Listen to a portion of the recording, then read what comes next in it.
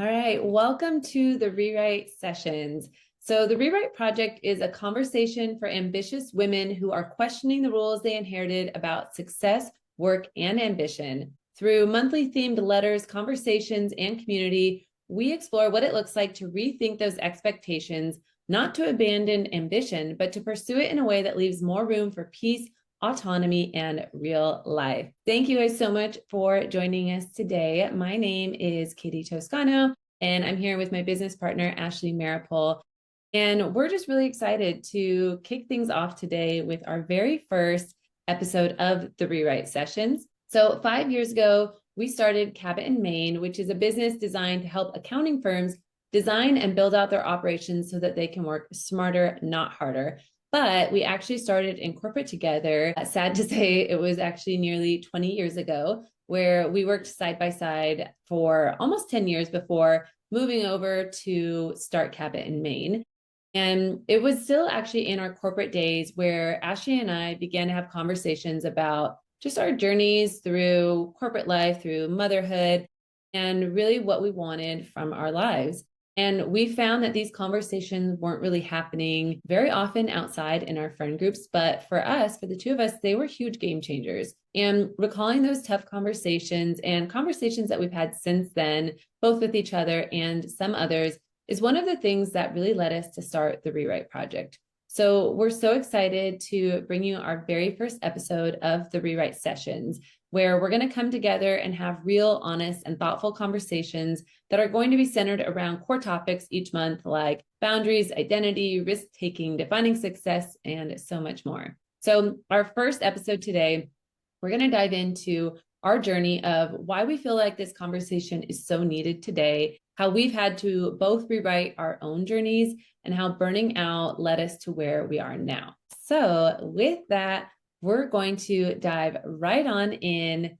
Ashley, I'm going to get started. I'm going to ask you the first question here. And I want to know, what is your personal why for why you wanted to start the Rewrite Project? Yeah, so I think, like you said, we've had a lot of conversations together about what success looks like to us. We started in the corporate world. We started our own business. We're both pretty ambitious people and we want to do well and we want to challenge ourselves. But I think that success just really started to feel different for me, what I was looking for. I think we'll never not want to challenge ourselves in some way, but I don't want it to feel so exhausting. And I don't want to feel like I'm sacrificing other things for that success. And I think those were some of the sparks that made us start talking about us in the first place. And I think combining that with just wanting community. And so finding other people that are inviting other people into this conversation with us and being able to talk about this, I think is just really important for women to have a space to do that. Katie, what would you say your why is? Does it look a little different than that, or? I mean, I think it's pretty similar. I think one of the things that I recall is after I left corporate, I had so many women reaching out to me, asking me to have these types of conversations. And it made me kind of sad, like, there's not that many places where this particular conversation is happening. And I wanted to have a space for that. And this is something that I feel like I've thought about for years really now, of having some kind of space. And you mentioned like the community of it and just being able to have tough conversations about real life problems and real life things. And not just that, but what are we doing about it? And I think there's really no better place to learn than from each other. And while we've been doing this for almost 20 years, apparently, I don't know how we're old enough for that, but I think that it's something that whether you're in the same time frame as us or a little bit younger than us, I think these are conversations that a lot of women need to have, especially as we look towards, those who are moms and those who aren't and are just struggling to make everything work and do all the things and learn. And so I'm super excited to have this for myself, but also it's something that we can share with others and join, have them joining in the conversation too. Yeah. I feel like there's a lot of the advice out there of like how to do it all, how to be productive, how to be efficient. But there's not a lot of like, that's not always just the solution, right? There's not a lot of people out there, I feel like, or conversations being had maybe where we're looking at, beyond that, not just how to do more and how to just handle it all, but what are we looking for? What do we want? What does that life look like for us, and being kind of intentional with that. So I Yeah. love that. And I would say too, like I think about the name that we chose, the Rewrite Club. And to me, it's like this idea that we can rewrite where we're at, we can rewrite the rules that we follow, we can rewrite our journey. And just because something has always been a certain way doesn't mean that it has to be going forward. And I really, really strongly believe that for myself. Mhm. And so I don't know that everybody has thought about that or has had an opportunity really to think through that and what that could mean for them too. And I hope that that's something that we can share with others, that it is possible. It doesn't always have to be the same way it's always been. Yeah. And that leads me kind of to, you said that people might need to rewrite the rules, and just kind of thinking back on our journeys, there was that aha moment, right? That we realized that the rules we were living by maybe weren't working for us or weren't serving us anymore. And I think for me, that aha moment was, we both worked in corporate, and I think we did really well in corporate. And we both left, and part of that was we were seeking a little bit more autonomy. We wanted a little bit more freedom to do what we wanted to do, how we wanted to do it, but also freedom with our time and being able to have that flexibility a little bit while also building something really cool.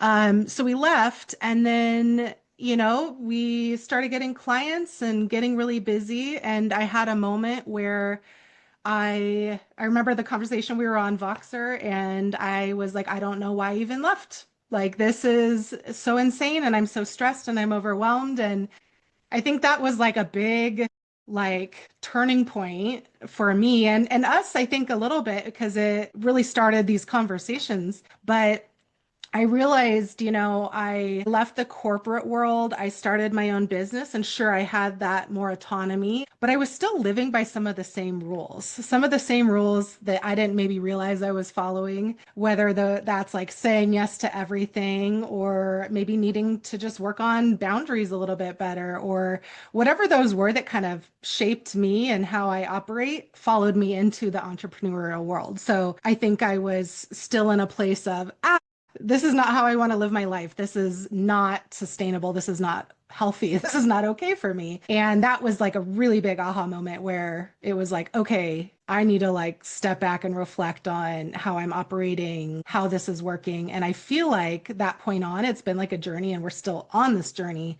but a lot changed, I feel like, after that point. What would you say your aha moment is? Well, before I tell you mine, I remember that moment too. And I'm not laughing because it was funny. Now we can laugh at. And now we can, but it was so memorable. It was like Yeah. one of those times where it's like this very fine, like point in time that everything just came to a head. And I remember your like frustration. And I remember thinking, and I had left corporate a little bit before you. And Mm-hmm. I remember you feeling like you were almost still in that same box. And I Mm-hmm. remember that frustration you were feeling. And I remember when we had the conversation, and I just felt it so much for you. And I remember the after, which was literally like either that same day or later, where I feel like there was this realization of like, just because I've always been doing it this way, like I don't have to continue to do it this way. Like things can and should be different. And that's the benefit of doing your own Mm-hmm. business, is you can, like, we have that choice. And I feel like it was such a clear moment in time and quick transition where you like kind of smashed that rule for yourself, like right in front of me, right in the moment. And I don't know that it was like an immediate transformation, but we did make a Yeah. very quick decision together that, okay, this isn't working. We have to do something Yeah. different. And I think that was such a fast follow, but it came out of that pain. And I think for us, like a lot of what we're going to be talking about here, it's going to be very personal, because a lot of this probably came from really tough points in our lives, or Mm-hmm. things that we've had to have uncomfortable situations, conversations with each other, with others, within ourselves, whatever. And so most of that change, and I think this is pretty typical, probably has come from a lot of those painful moments. But I think it's cool that we figured that one out Yeah. pretty And I quickly. think what came out of it was the awareness. So it wasn't like an overnight transformation. And honestly, I still have these rules creeping back in. It's like ingrained in us, right? But it's like the biggest transformation or change in that moment was the awareness of it. And then we were able to maybe like stop the pattern or maybe start making different decisions or thinking, talking differently. So, Yeah. And it is hard. I feel like there's so many things that's like, we've been doing it this way. We've been living this way forever. And so to have that flexibility and option to like shift and change it is kind of weird and uncomfortable. But yeah. I think that was such a great example. I don't know for me if mine was an aha moment, but I do know that, I was like this super ambitious ladder climber. I wanted that whole life. I wanted to move my way up as quickly as possible. I was so motivated, all these things that, I had always envisioned for my life. And I think I really struggled when I started to realize that I didn't actually want that. Like that was a really tough moment for me because I was so ambitious and I wanted all these things. Like, I think the question was, what do I do if I'm not doing that? And I feel like that was like a really uncomfortable, I mean, obviously the decision itself to leave was really uncomfortable, but even that recognition of it's okay to not have that title. It's okay to not be wanting to be at the top of that ladder. It was definitely really hard for me. And it was kind of slow. It wasn't like the moment like you had. But I do remember kind of living with that uncomfortableness and trying to work through it. And I think that's where like the conversations with you really came into play. I think there was a moment actually, you and I were standing out in front of the cubicles in front of our desk. And I remember I can't remember if I had already put in my notice or if I was about to. And I didn't actually know exactly what I was going to do yet. I had a little flexibility and time to figure that out. I just knew I needed to leave. But I remember having that conversation with you of like, what else is out there? Like, this is the path I've always been on. I've always wanted to climb the ladder. I don't want that anymore, but I can't just do nothing. I don't want that. Like, I really want to build or do something. And so I remember sitting there and talking about that with you. And it was like it was that first moment of, I almost felt like it was like we were letting each other in on this big secret, like, yes. well, I've thought about this. Have you thought about this? And it was this very like, I just got the chills thinking about that. I remember that. and this is like, I don't know how many years ago. I think it was like 8 years ago now or something. But didn't you feel like it was this like weird secret conversation that we were like in this small little club of people who didn't want that? And I didn't know how many people didn't want that. I thought it was a small number of us. And then I think over time, especially after I left, like having more conversations with women in particular who were either still there or other jobs or whatever, wherever, it was so much bigger than I realized. But I think people are so afraid to talk about it. Obviously, it makes sense if you're still working in a corporate setting. I think there's a lot of hesitation there, but it was really eye-opening for me. And it made me feel like I could breathe a little bit because I had somebody to talk to about it. Yeah. And I hadn't had that before. Yeah. And it makes you realize too, because we were friends in the workplace before and we hung out sometimes and we worked on teams together and all of that. But I feel like that moment kind of changed our relationship in a good way. And it's realizing that having that vulnerability and like sharing some of these things and like feeling okay to open up some of these things to someone and having that safe person who hears you and is kind of in your corner too, that like really deepened our relationship. I feel, and obviously then we started a business together and we, here we are today. But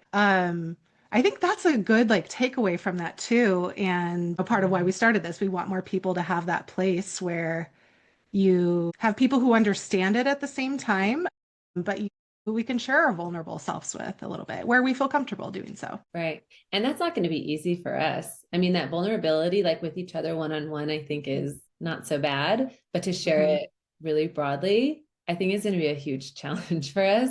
Yeah. I'm excited for it. I think I'm a little nervous for it, but it's not easy. Even with each other, sometimes it's not easy to be vulnerable, but I feel like every time it's been a pretty big breakthrough for us, like in our business and our friendship, but it's definitely doesn't come without its challenges. So I'm excited for the challenge. Are you? I am. Good. All right. So we talk about rewriting, that's the whole theme of what we're doing here.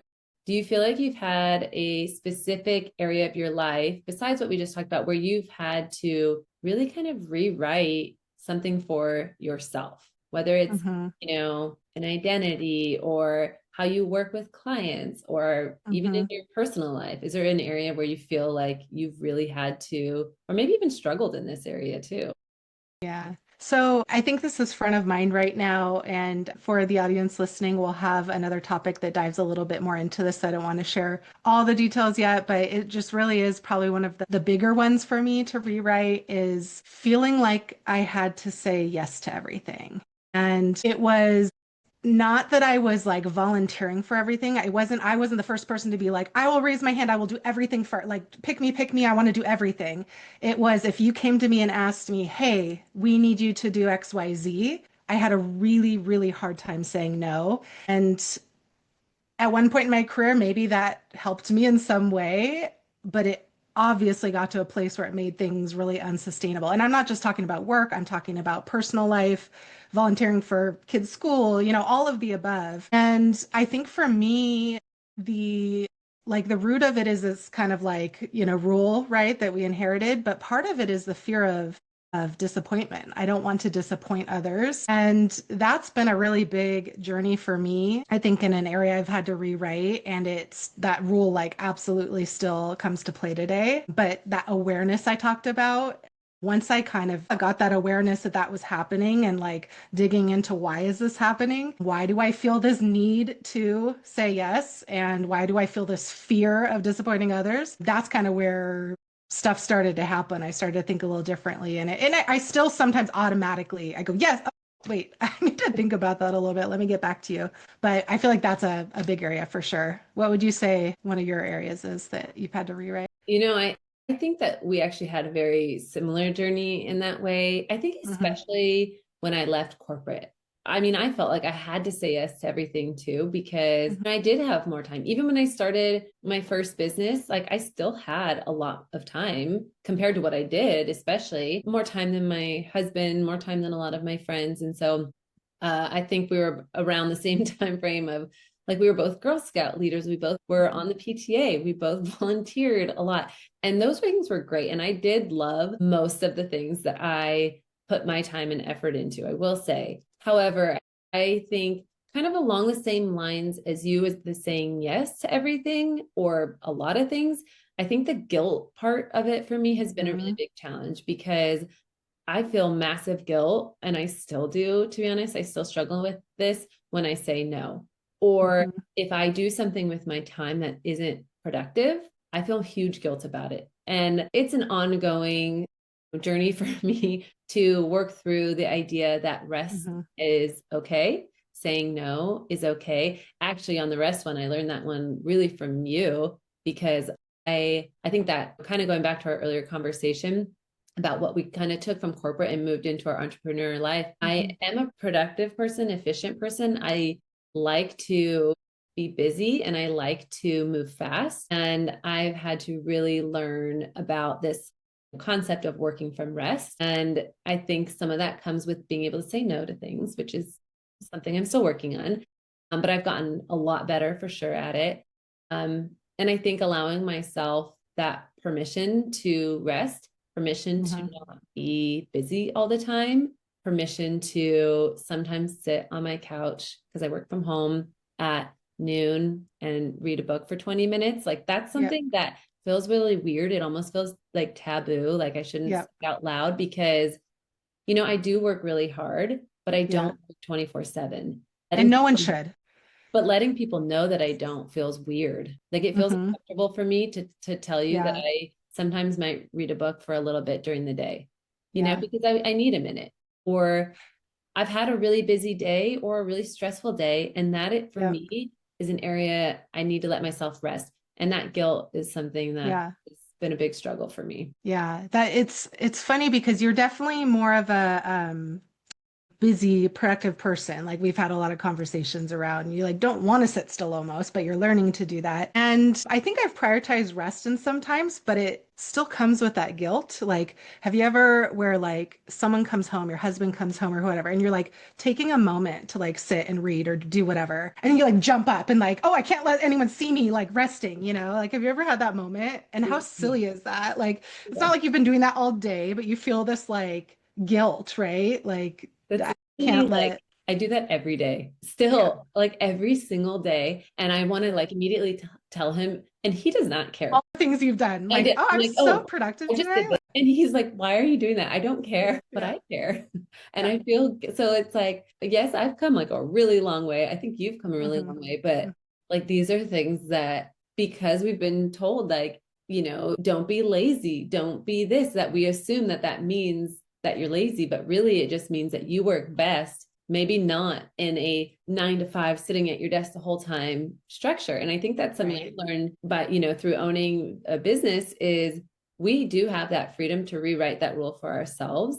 And I know not everybody has that. Like if you're in corporate, I know that that may not be the case, but maybe you have an opportunity to build in rest in your day somewhere, taking a walk, reading on your lunch, whatever, if you can. We didn't always have that. So I understand that that doesn't work for everybody. But in business, I think that's been a huge benefit is we've been able to rewrite, structure, frame all the things, how we run our day-to-day lives, because there are times where like I've had a really tough week this week and I've Right. definitely needed to structure in some rest for myself intentionally. Right. And I think if I couldn't do that, I don't know that I would be as successful as I am or continue to be as ambitious. I think I would just be really, really tired and Right. exhausted and probably burnt out. Right. And nobody wants that. No. Well, this has been such a fun conversation. This was our first one that we've done together, and I want to just keep talking on and on about all of this stuff. But sadly, we are out of time for our first session. I feel like we got to cover a lot and dive in, let you guys know a little bit of our story, but also hopefully things you can relate to in your own stories. But thank you for joining us today. We'll be bringing you these tough conversations on real life topics every month.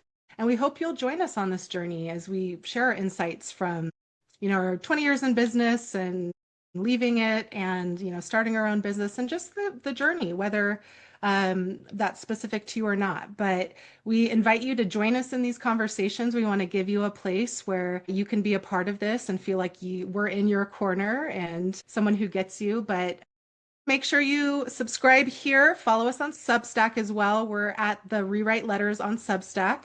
And we'll include that in the show notes as well. But our next session is going to be all about breaking the rules. So we gave you a little preview of that, I think, in today's discussion and all those rules that we've inherited, maybe without realizing it, and those we put on ourselves. But we can't wait to hold these conversations with you, and we will see you next time.